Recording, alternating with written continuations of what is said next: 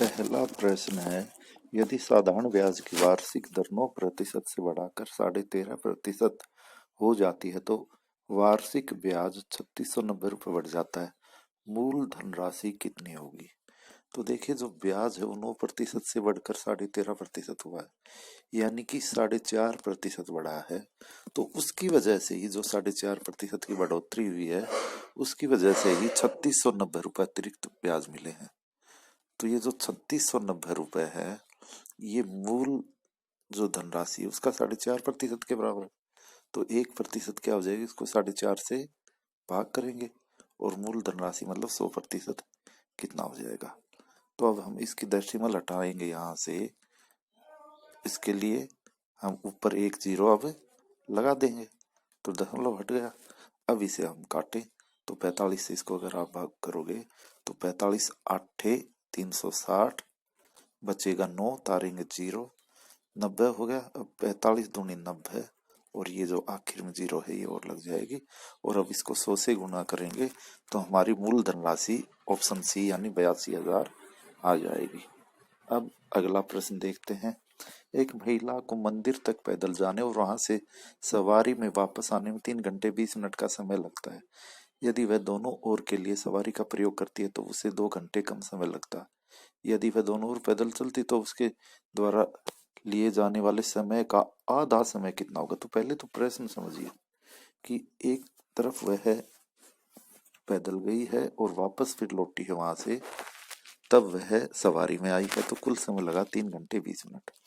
अगर वो दोनों तरफ सवारी का प्रयोग करती तो 2 घंटे समय कम लगता, मतलब 3 घंटे 20 मिनट लगे थे, उससे 2 घंटे समय कम लगता जब दोनों तरफ सवारी का प्रयोग करती। और फिर आगे क्या पूछा है कि यदि वह दोनों ओर पैदल चलती है तो उसके द्वारा लिए जाने वाले समय का आधा समय कितना है। मतलब जो दोनों ओर पैदल चलने में समय लगता है उसका आधा समय, यानी कि एक तरफ पैदल चलने का जो समय है वो हमें ज्ञात करना है। तो अब एक तरफ वह जब पैदल गई और वापस लौटी है सवारी में तो 3 घंटे 20 मिनट लगे हैं। अगर वो दोनों तरफ सवारी का प्रयोग करती तो 2 घंटे कम समय लगते, यानी कि समय कितना लगता है, इसमें से हम 2 घंटे हटा लेते हैं तो 1 घंटा 20 मिनट, यानी कि 80 मिनट।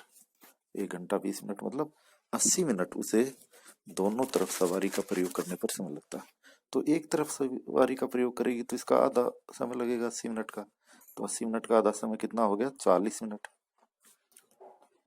अब जो शुरू में जो दिया गया था हमें 3 घंटे 20 मिनट, वो एक तरफ सवारी का था और एक तरफ पैदल का था।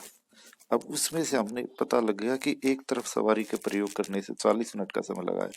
अगर ये 40 मिनट हम 3 घंटे 20 मिनट में से 40 मिनट घटा देते हैं तो 3 घंटे 20 मिनट के, या तो आप मिनट बना लो, आपको कंफ्यूजन हो रहा है, तो 200 मिनट बन गए, 60 या 180 और 20 200, उसमें से 40 मिनट यदि हम घटाएं तो 160 मिनट आई। वो क्या है, एक तरफ पैदल चलने की, और यही हमारा उत्तर है। 160 मिनट कितना होता है, 2 घंटे 40 मिनट। तो यह प्रश्न हो गया हमारा। एक बार फिर समझ लीजिए कि यदि वह एक तरफ पैदल और एक तरफ सवारी का प्रयोग करती है तो 3 घंटे 20 मिनट का समय लगा है। अब सवाल में कहा गया है कि यदि वह दोनों तरफ सवारी का प्रयोग करती तो 2 घंटे समय कम लगता। तो 3 घंटे 20 मिनट में से 2 घंटे का यदि हम समय घटाएं तो कितना आया, 1 घंटा 20 मिनट दोनों तरफ सवारी करने पर लगेगा, और केवल एक तरफ सवारी का प्रयोग करेंगे तो उसका आधा यानी 40 मिनट लगे। अब 3 घंटे 20 मिनट है, यह एक तरफ सवारी का और एक तरफ गाड़ी का है, पैदल का है। तो अगर उसमें से सवारी का 40 मिनट घटा ले तो पैदल के 160 मिनट, यानी कि 2 घंटे 40 मिनट आ गए, और यही हमारा उत्तर है। तीसरा प्रश्न है, ए किसी काम को 40 दिन में और बी उसी काम को 50 दिनों में कर सकता है। यदि उन्होंने एक साथ मिलकर 5 दिनों तक काम किया लेकिन फिर बाद में बी ने काम छोड़ दिया, शेष काम को ए अकेले कितने दिन में पूरा करेगा। तो ए कर रहा है 40 दिन में और बी कर रहा है 50 दिन में।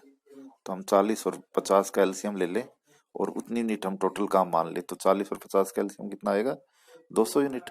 तो 200 यूनिट हमने काम मान लिया। अब ए 40 दिन में 200 यूनिट करता है तो रोज की 200/40 यानी कितनी यूनिट करेगा, 5। और बी 50 दिन में 200 यूनिट करता है तो रोज की कितनी यूनिट करेगा, 200/50 यानी कि 4 यूनिट। अब इन दोनों ने मिलकर काम किया है 5 दिन, तो रोज ये 9 यूनिट करेंगे, तो 5 दिन में इन्होंने कितनी यूनिट करी, 9 5 45।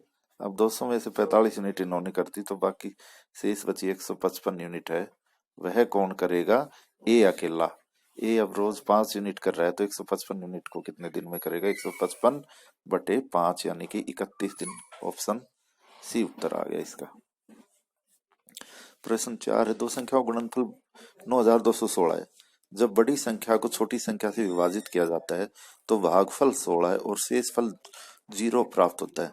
उन दोनों संख्याओं के बीच अंतर क्या है। तो देखिए, बड़ी संख्या को छोटी से हम विभाजित कर रहे हैं तो वह पूरी पूरी विभाजित हो रही है, तो इसका मतलब, और भागफल 16 प्राप्त हुआ, इसका मतलब बड़ी संख्या है वो छोटी संख्या की 16 गुना है। तो यदि हम छोटी संख्या को x मान ले तो बड़ी संख्या कितनी होगी, 16x, और इन दोनों की गुणा है जो गुणनफल है वो हमें सवाल में दिया है 9216। अब x और x को गुणा करेंगे तो कितना हो जाएगा, x², और ये 16 उधर ले जाएंगे हम तो कहाँ चला जाएगा, ये अपोन में चला जाएगा, तो 9216 अपोन में 16। अब 16 से यदि हम इसे भाग करते हैं तो 16 5 80, बचा 12, तारा 1, 16 7 112, 9 बचा, तारा 6 और 16 चिकम 96, तो x² बराबर 576 आ गया। अब x इसका क्या हो जाएगा, स्क्वायर रूट हो जाएगा, तो 576 किसका वर्ग होता है, 24 का, तो x की मान कितना आ गया, 24 आ गया।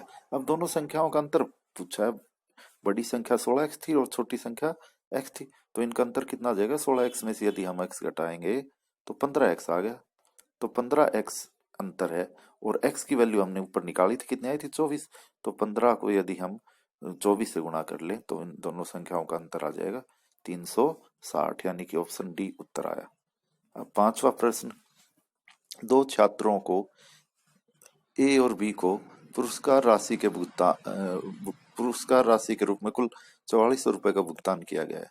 यदि ए को बी को भुगतान की गई राशि का 120% भुगतान किया गया है तो बी को कितनी राशि का भुगतान किया गया था। तो अगर हम मान ले कि बी को 100 रुपए दिए गए हैं तो ए को उसका 120%, अब 100 का 120% कितना होता है, 120 ही आएगा, तो बी ए को कितना दिया, 120, और बी को 100 रुपए दिए, और कुल मिलाकर उन्हें कितने रुपए बांटे गए, 4400 रुपए। अब अगर हम इनका अनुपात निकाले, ए और बी का कितना जाएगा, ए का आ गया 6 और बी का 5, इस अनुपात में हमने ए और बी में 4400 रुपए बांटे।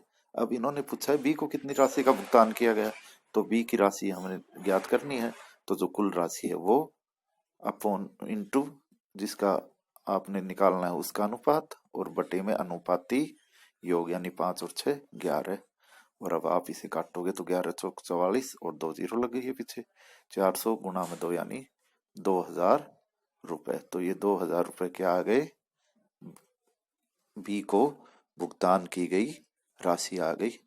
तो आज इतने ही प्रश्न।